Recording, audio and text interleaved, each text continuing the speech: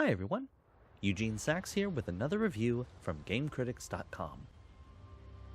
Cameron Kaz McCleary is having a rough day. The oil rig he's on in the North Sea is a cold, isolated place.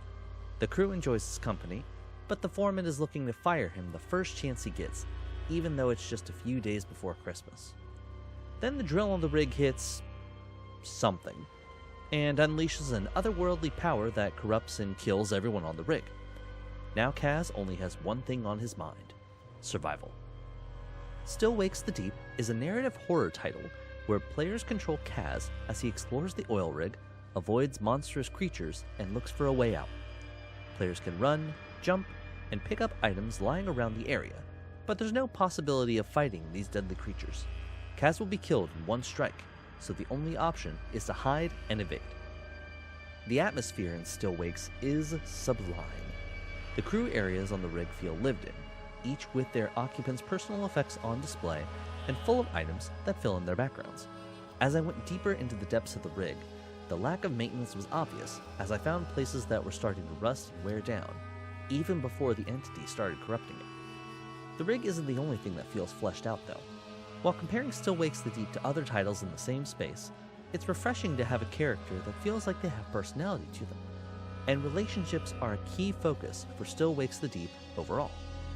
There are many flashback scenes where we see Kaz's home life with his wife, and the trouble they were having.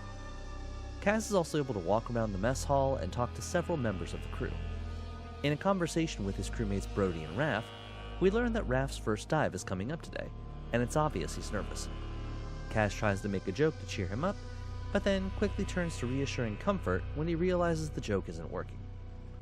In another conversation, he's chatting with a maintenance partner, and they commiserate about the foreman cutting corners on the build quality of the rig. Everyone feels like they know each other from the start.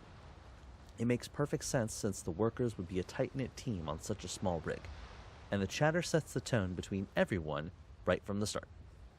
As far as mechanics go, there isn't a lot to it.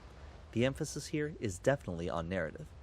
Players will have the option to walk, run, jump, and crouch. There are a few areas where it's possible to hide in a locker, but they felt few and far between.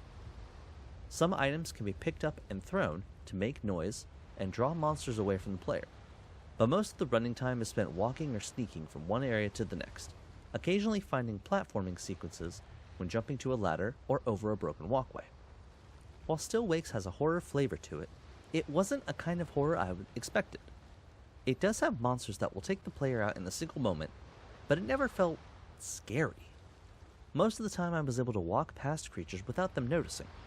I was also expecting a lot more puzzles and not as many platforming challenges.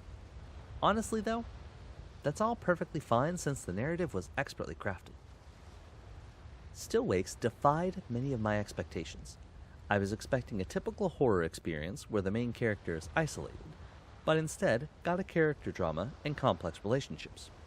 I expected jump scares and terrible monsters, but those were just ancillary to the storytelling. I expected slightly obtuse puzzle solving, but instead received an atmospheric walk through a creepy oil rig. Players wanting rich mechanics or complex play might not find much to enjoy here, but Still Wakes the Deep is a definite recommend for those who enjoy dramatic narratives and horror flavor. For me, Still Wakes the Deep gets an 8 out of 10.